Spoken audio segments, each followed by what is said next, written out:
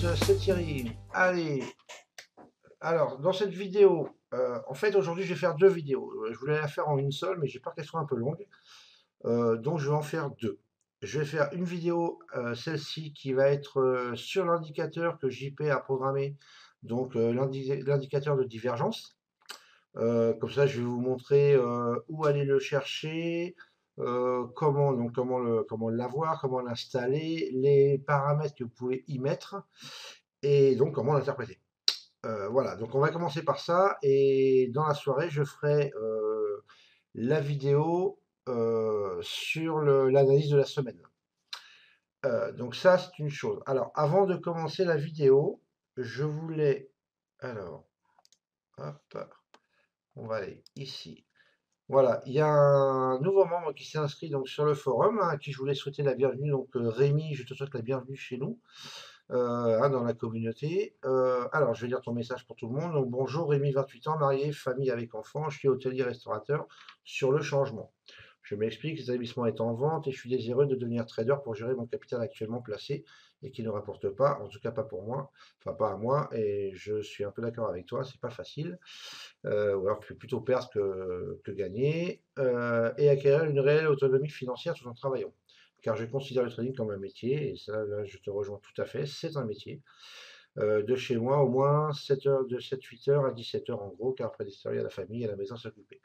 Alors tout à fait, là-dessus je te rejoins complètement. Si tu veux en faire un métier, c'est bah voilà, c'est la journée. Alors après, c'est la journée, tout dépend de ta façon de trader, hein, bien évidemment. Je vais te dire, c'est la journée devant les écrans si jamais tu scalpes. Si tu fais de l'intraday un petit peu plus long, t'as pas forcément besoin d'être toute la journée devant. Voilà, donc et si tu fais du swing, encore moins. Donc après, ben, ça on en discutera de toute façon ensemble. Je t'invite fortement à nous rejoindre sur le Mumble à partir de lundi. Euh, Comme ça, on va pouvoir discuter en live et voir un peu, tu vois un peu comment ça se passe.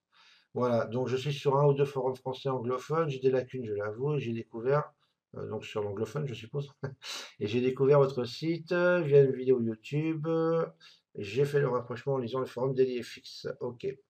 Bah, écoute, c'est parfait. Si ça t'a amené ici, c'est très bien. C'est tout ce que je peux dire de bien sur ce forum. Et donc pour le côté trading, je trade depuis presque un an en réel, capital 900 euros sur un pari UK en micro-compte avec MT4. En un an, pas de bénéfice et j'ai pas créé mon compte. Alors, honnêtement, ok, pas de bénéfice, ok, mais au moins tu n'as pas cramé ton compte. Et ça, c'est une bonne chose. Donc maintenant, il suffit juste de passer un petit peu à la vitesse supérieure, peut-être changer un peu les outils, hein, on va voir ça ensemble, pour que tu puisses commencer à faire un peu des bénéfices plutôt qu'être à zéro. Mais déjà, le fait de ne pas avoir cramé ton compte, ça c'est très bien. Il va falloir voir la fréquence à laquelle tu tradais et la manière dont tu tradais, hein, donc on en parlera. Mais déjà, bravo. Alors, comme dit dans une vidéo de Kevin Tosh, le rangement c'est maintenant, ouais, et pour moi le changement c'est maintenant. Je me suis donc tourné vers le market profile sur MT4, ça donne un aperçu, mais pas idéal, vous me le confirmerez, je n'en doute pas. Alors déjà, MT4, je suis pas du genre à critiquer les plateformes ou les façons de faire, de trader de chacun. Chacun fait ce qu'il veut, comme il veut, avec ce qu'il veut. Maintenant, honnêtement, si tu veux arriver à être réactif et à faire quelque chose de pas trop mal, voilà, je vais te conseiller très vivement de changer vite de plateforme, ne serait-ce que même pour trader, voilà, plutôt qu'avec MT4. En plus, les outils sont pas forcément aussi performants. Donc déjà, je sais que tu vas passer sur Sierra, donc ça c'est une bonne chose. Ça va déjà être un peu mieux. Et après, même pour trader, je te conseille fortement de changer. Mais bon, on en parlera. Si tu traites du micro, il va falloir que je vois sur quoi tu trades aussi. Et je te donnerai peut-être une alternative à ça. J'apprécie donc le market profile, le volume profile, de plus en plus d'ailleurs, et le footprint qui m'intéresse énormément. Je viens donc ici pour approfondir mes petites connaissances de la théorie et passer à la pratique avec vous et concrétiser cette volonté d'indépendance financière. Merci de m'avoir lu jusqu'à là. À très bientôt. J'ai abrégé car je m'aperçois que j'allais faire un énorme pavé. Bah écoute, je te redis bienvenue. Prends ton temps, va voir un peu les vidéos qu'il y a déjà. Si tu as des questions, tu n'hésites pas à essayer de les poster dans les bonnes files, si c'est possible. Voilà.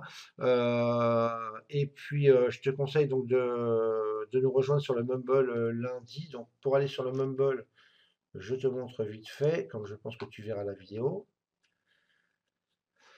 Voilà. Ah, donc tu descends donc là sur le forum principal, sur l'index, tu descends ici à Mumble, demande d'accès.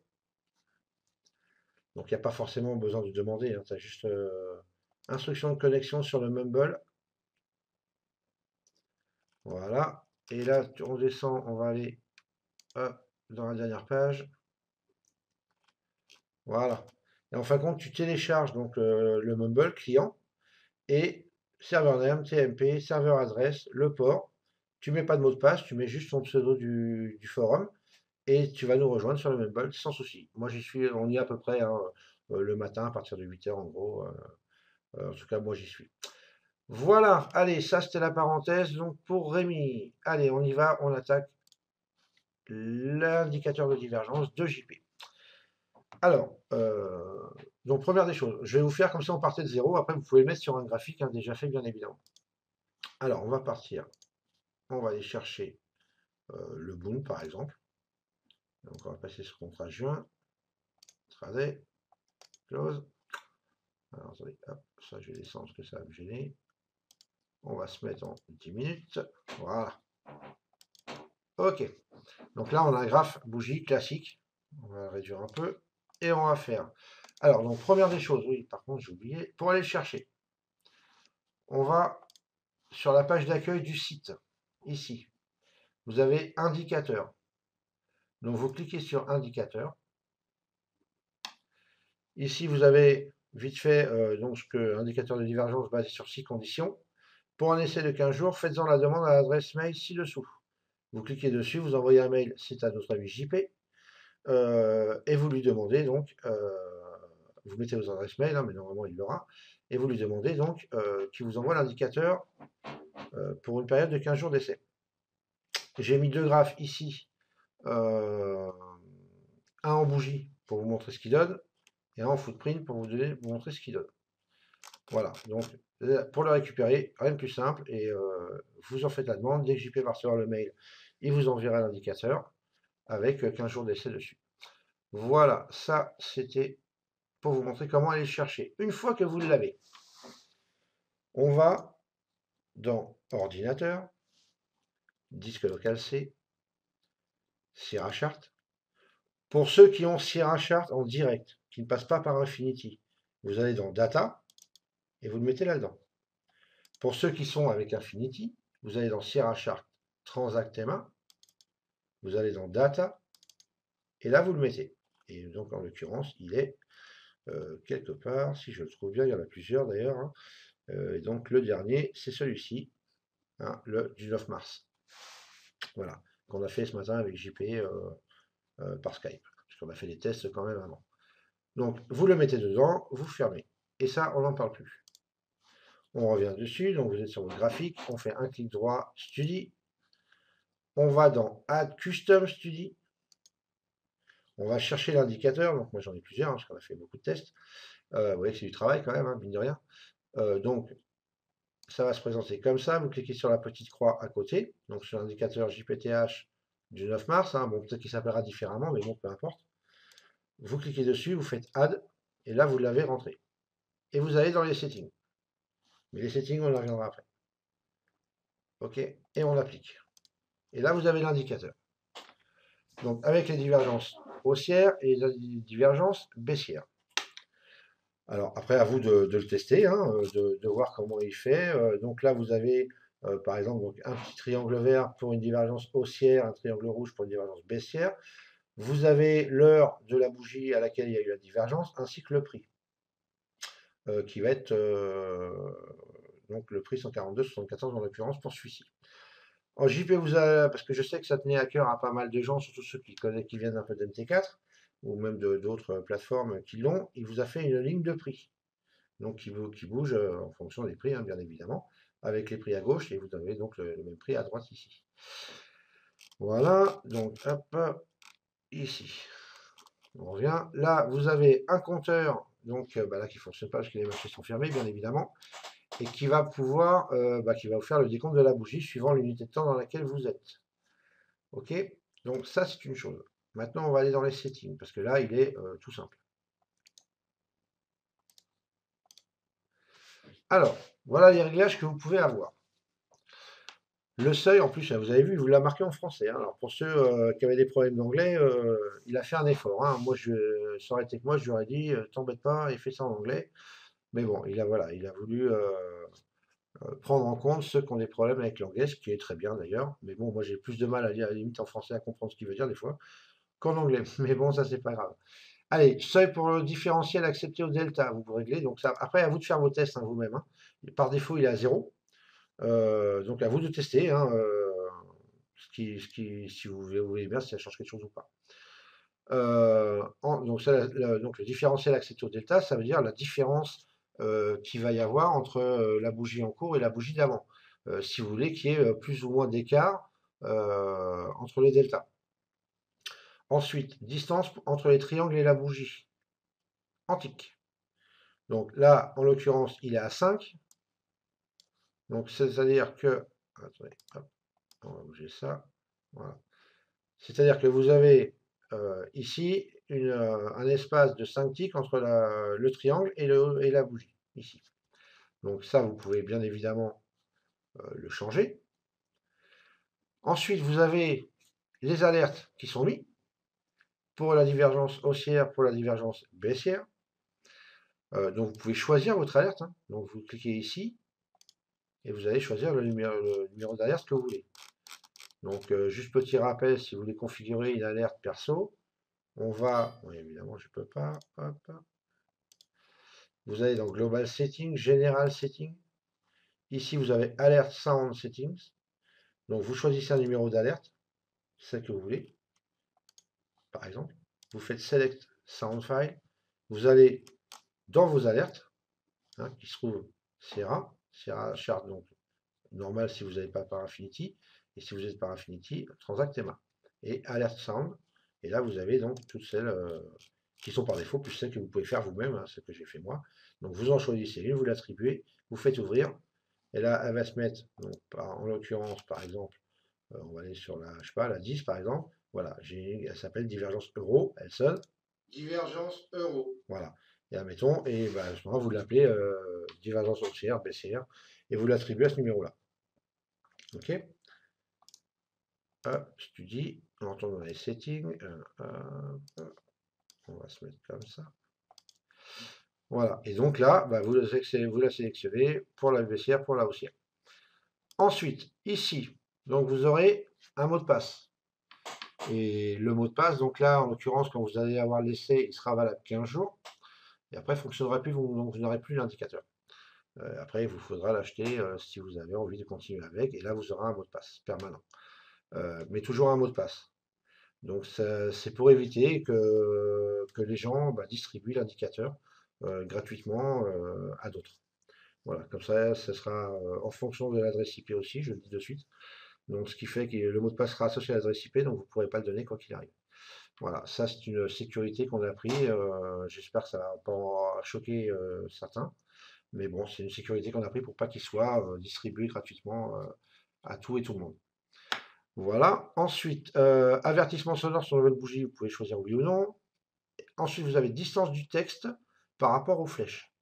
Donc là, vous voyez que par exemple, le texte est assez écarté des flèches et il est sur 5. Alors, on va le mettre sur 3, par exemple, et on va voir si ça fonctionne. Et hop, vous voyez, le texte a bougé, a diminué par rapport aux bougies. Voilà. Ensuite, qu'est-ce qu'on a affichage des triangles, donc ça, je vous conseille de laisser sur oui. Alerte sonorisée, c'est à vous de choisir. Indication avertissement temps et court, ce sont ici les indications donc, du prix et l'heure de la bougie, que vous pouvez tout à fait enlever si vous n'en avez pas besoin aussi. Des fois, il y a deux bougies, deux divergences côte-côte, donc les chiffres s'entremêlent un petit peu les uns les autres. Donc si vous n'en voulez pas, vous faites ça, vous mettez sur non, on fait OK, on applique, et là, il y aura juste les triangles. Voilà, donc là, pour l'instant, on va les relaisser. On va les remettre sur oui. Grosseur des triangles que vous pouvez changer. Affichage de la ligne des cours, donc c'est la ligne en violette ici. Vous ne pouvez pas changer la couleur pour l'instant. Pardon. Taille de police des caractères. Donc ça, c'est ici, donc ce qui est écrit. Si c'est trop petit pour vous ou trop gros, vous pouvez changer, admettons, et on va mettre 12 par exemple. hop, appliquer, et voilà, ça vous grossit donc l'écriture. Ensuite, condition unique, volume, div Bercière. Alors ça, vous pouvez me dire merci les amis, parce que ça c'est moi qui l'ai demandé à JP, qui normalement n'était censé être que pour moi, et qu'on a décidé de vous faire profiter aussi. Alors moi c'est un plus, mais ça n'engage que moi, bien évidemment. Euh, donc si vous choisissez condition unique, volume, div Bessière, ça veut dire, si vous mettez ça sur oui, ça veut dire que vous allez avoir une autre condition qui va venir en plus des 6, qui est déjà inclus dans les 6, mais moi je la voulais en unique. Parce que dans les divergences baissières, quand on a une différence des prix par rapport au volume, les volumes ont toujours raison. En tout cas, la plupart du temps, alors, sauf si on est vraiment en tendance ou avec des grosses bougies haussières, par exemple. Mais sinon, en général, les volumes ont souvent raison par rapport au prix. Donc, c'est-à-dire que si on fait un plus haut alors que les volumes diminuent, ça, je vous montrerai ça après avec le footprint, souvent, donc on a une divergence des prix par rapport au volume. Donc, souvent, on peut se positionner en short sur cette divergence. En tout cas, par rapport à une divergence décelée, par exemple, sur du 10 ou 30 minutes, et en tradant sur une, deux, trois, 5 minutes, comme vous voulez. À vous de faire les tests. Donc, ça vous donnera en plus euh, une étoile qui va se mettre au-dessus du triangle, ou toute seule, hein, mais qui vous donnera une divergence donc des volumes, divergence baissière uniquement, je précise, parce que moi je ne m'en sers que dans les divergences baissières, parce que en divergence haussière, pour moi, c'est pas spécialement fiable. On peut très bien faire un plus bas de la bougie et avoir beaucoup plus de volume que la bougie d'avant, mais ce qui paraît logique, puisque bah, si on descend bien et avec de la force, on aura forcément plus de volume.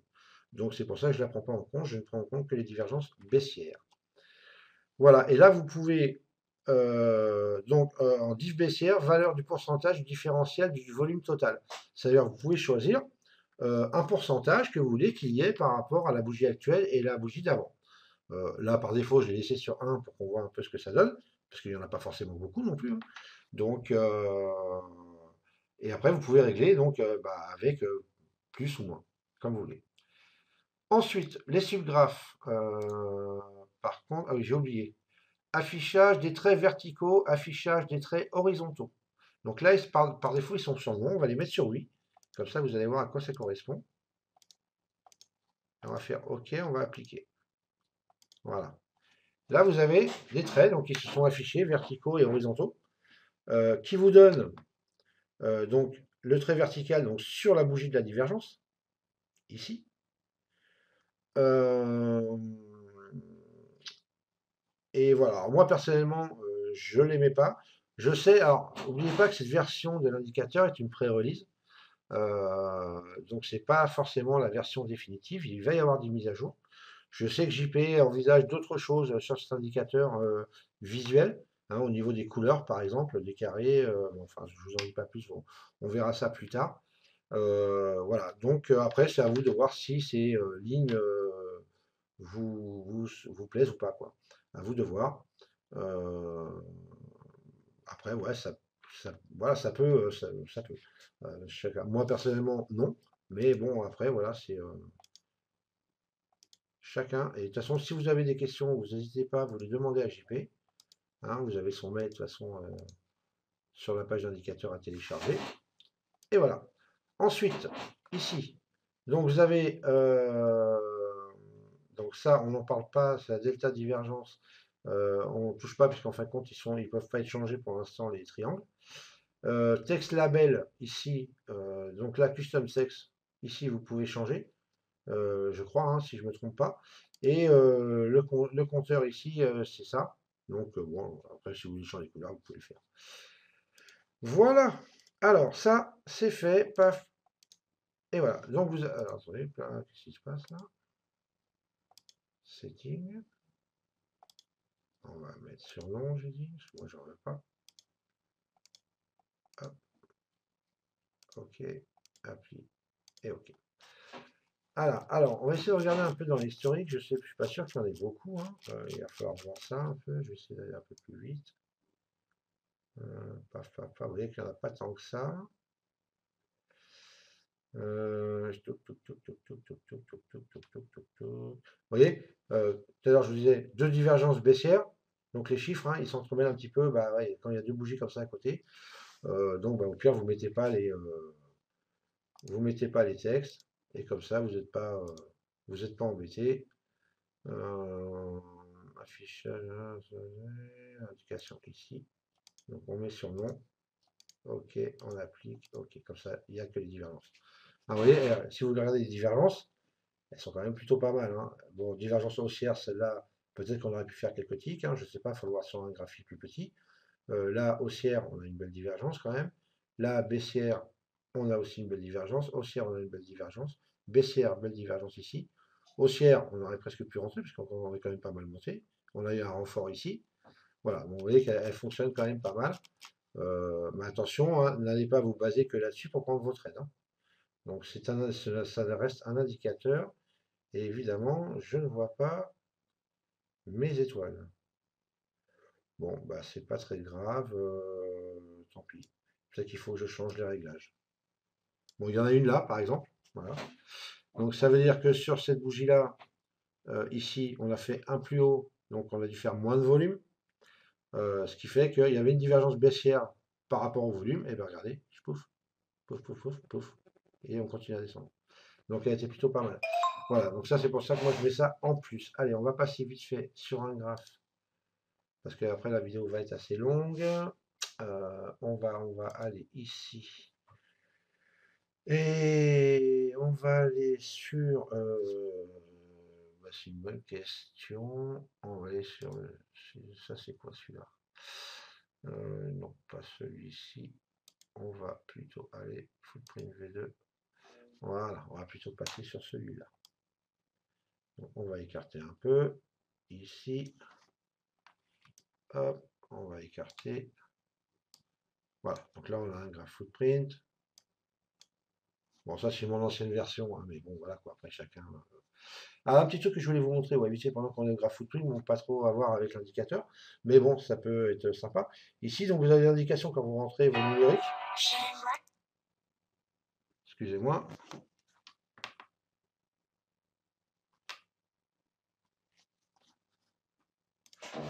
Bon, désolé, j'ai été interrompu, donc j'avais mis la vidéo sur pause, puis vu que ça fait un petit bout de temps en plus que je l'ai mis sur pause, bah, je ne sais plus où j'en étais, je crois, ah si, voilà, j'en étais là.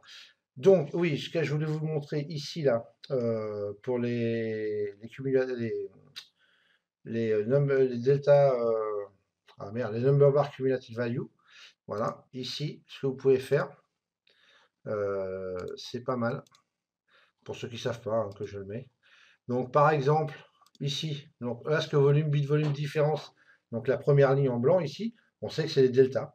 Et bien, ce que vous pouvez faire, c'est l'appeler delta. Et là, normalement, hop, on applique. Et voilà. Et donc là, ça marque delta. Vous voyez? Donc voilà. Donc vous pouvez renommer comme ça ce que vous voulez. Alors, donc, graphique footprint. On va mettre donc la studie dessus. Donc, toujours add custom study. Elle est toujours là. Hop, on fait OK et on applique. Et voilà. Alors, par contre, là, on peut changer, hein. Par exemple, vous voyez que ici, on va faire study. Là, setting. On va distance du texte par rapport aux flèches. Et là, on va marquer 3. OK, appliquer. OK, voilà, c'est déjà un peu mieux. On va resserrer un peu, histoire de... tac, tac, tac, tac, tac. Donc, vous voyez qu'il n'y en avait pas beaucoup, hein. Sur les journées d'hier, il n'y en avait qu'une. Deux, mais bon, là, c'est l'ouverture, donc on ne peut pas trop y tenir compte. Alors, hop, on va écarter un peu ça. Voilà, donc là vous avez vos divergences, par contre c'est toujours pas bon, il y a vraiment un problème avec le footprint, hein. Attention, quand vous passez d'un graphe bougie d'un graphe footprint, hein, il faut faire vos réglages, ajuster vos réglages en fonction, hein, parce que ça change tout, c'est plus du tout la même chose. Donc là, on va mettre 2. Qu'est-ce que ça va donner? Hop, appli. Voilà, ouais, c'est déjà un peu mieux. Allez, ok. Voilà. Donc, oh, ça c'est le problème du footprint. Donc voilà, bah écoutez, hein, vous avez les divergences, il suffit de les regarder un petit peu, voir comment elles fonctionnent, hein. Vous voyez, si on prend une au hasard, là, par exemple, hein, vous voyez qu'elle n'a pas énormément, hein. Mais par contre, voilà, elles sont en règle générale assez fiables. Et celle-là était pas mal, hein, on a fait toute la montée. Là, on a une divergence baissière. On peut monter, voilà. Donc, dommage qu'on n'ait pas eu ici aussi, hein. Enfin, voilà. Donc, bah, écoutez, je vais vous laisser là parce que la vidéo fait déjà 25 minutes. Donc, si vous avez des questions, vous n'hésitez pas. Vous avez l'adresse mail, hein. Donc, je vous redis où c'est. Ici, indicateur. Là, vous avez l'adresse de JP, ici. Donc, il vous suffit de cliquer dessus. Et quand on clique dessus, normalement, voilà, ça vous ouvre votre boîte mail avec un nouveau courrier. Et donc, vous lui envoyez un message, vous lui demandez. Sinon, je vais créer une file dédiée à l'indicateur sur le forum, hein. Donc, on verra, je mettrai ça certainement. euh, Hop là, on va revenir sur l'index. Donc, je vais voir, je vais la créer tout à l'heure. Donc, paf, paf, paf. Je vais mettre certainement ça dans les stratégies de trading. Je pense que je mets, ou dans outils. Non, ça c'est en vidéo. Donc, oui, je mettrai ça certainement ici, là, dans les stratégies de trading, puisque en fait, c'est un indicateur. Donc, je mettrai indicateur, par exemple, hein, ou indicateur GPTH. Et enfin, vous cherchez où est-ce que je vais la mettre, puisque je changerai la vie ici, là, je ne sais pas. Et comme ça, vous la cherchez et vous pourrez poser vos questions dans cette file-là uniquement, s'il vous plaît, histoire de ne pas s'éparpiller un peu partout. Voilà les amis, allez, bah écoutez, ce coup-ci, je vous laisse. Je vous dis, bah, tout à l'heure, je ferai donc la vidéo d'analyse pour la semaine prochaine. Et puis, bah oui, heureusement, parce que sinon, là, on a 27 minutes là, pour cette vidéo-là. Donc, si j'avais fait l'autre dans la foulée, une demi-heure de plus, ça faisait à peu près 1 heure de vidéo. Donc, ça aurait peut-être fait beaucoup. Donc, on l'a en 2 vidéos, comme ça va être parfait. Allez, je vous souhaite une bonne fin de week-end. Et puis, bah, je vous dis à tout à l'heure pour l'autre vidéo. Bye bye!